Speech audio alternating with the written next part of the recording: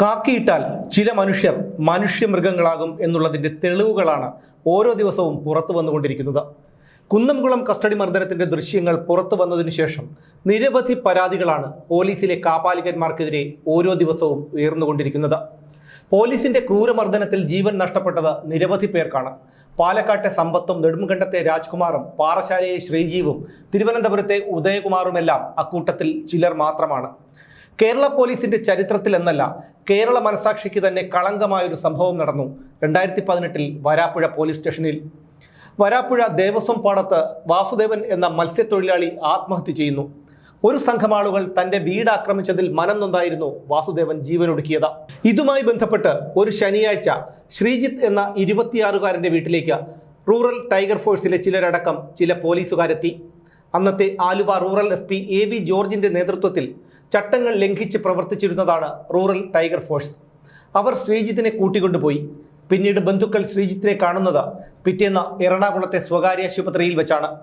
ശനിയാഴ്ച പുലർച്ചെ പോലീസുകാരാണ് ശ്രീജിത്തിനെ ആശുപത്രിയിൽ എത്തിച്ചത്.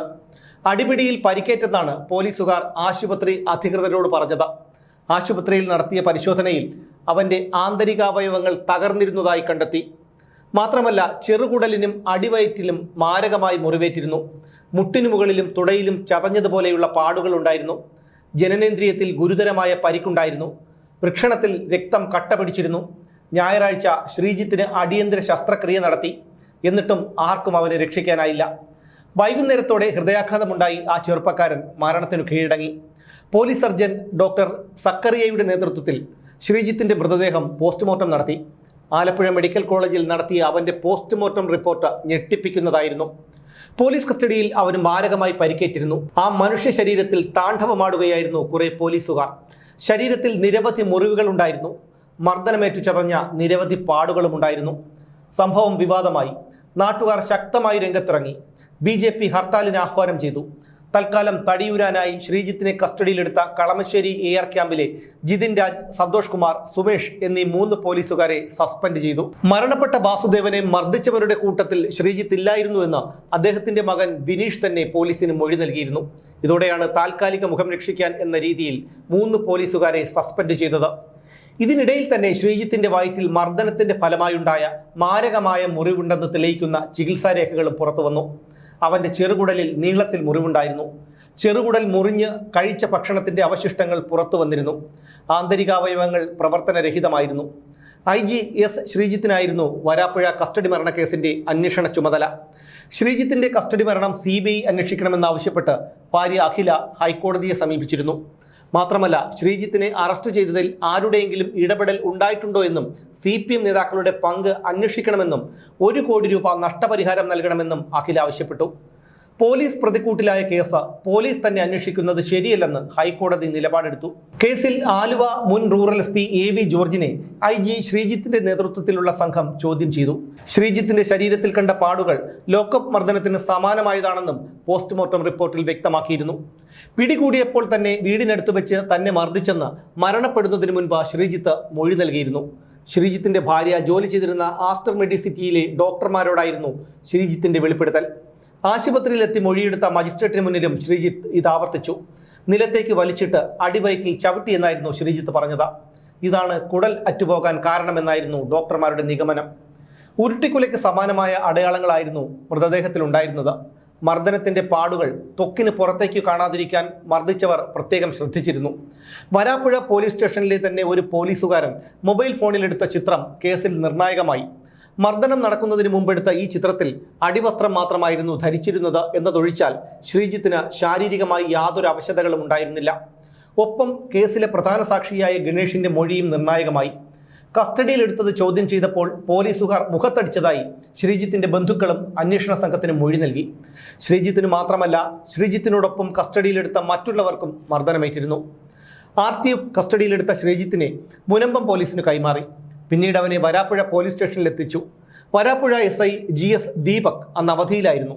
പക്ഷേ എന്നിട്ടും അയാൾ കസ്റ്റഡിയിലെടുത്തവരെ ചോദ്യം ചെയ്യാനായി സ്റ്റേഷനിലെത്തി. സ്വദേശമായ തിരുവനന്തപുരം ജില്ലയിലെ നെടുമങ്ങാട് നിന്ന് ബൈക്ക് ഓടിച്ച് വരാപ്പുഴയിലെ താമസ സ്ഥലത്തെത്തിയ ദീപക് ചിലരെ കസ്റ്റഡിയിലെടുത്തു എന്നറിഞ്ഞതോടെയാണ് തന്റെ കൈത്തരിപ്പ് തീർക്കാൻ ആ രാത്രിയിലും സ്റ്റേഷനിലെത്തിയത്.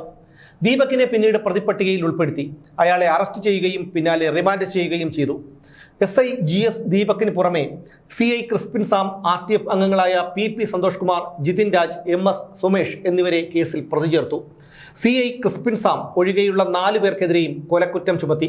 ശ്രീജിത്തിനെ കസ്റ്റഡിയിലെടുക്കാൻ ഉന്നതങ്ങളിൽ നിന്ന് നിർദ്ദേശമുണ്ടായിരുന്നുവെന്നും അന്വേഷണ സംഘം കണ്ടെത്തിയിരുന്നു.